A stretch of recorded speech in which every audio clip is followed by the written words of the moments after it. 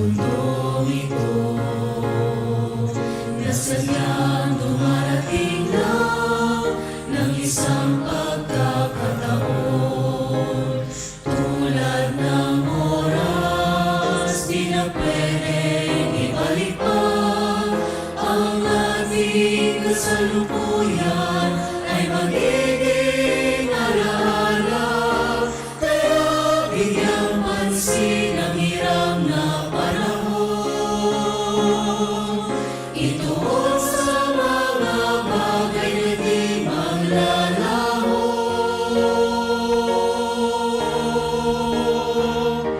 Isang pagkakataong mabuhay, bakit di gawing makulay? Sa Panginoon ialay, huwag nang maghintay pagkat hindi natin alam kung mayroon pang bukang liwayway.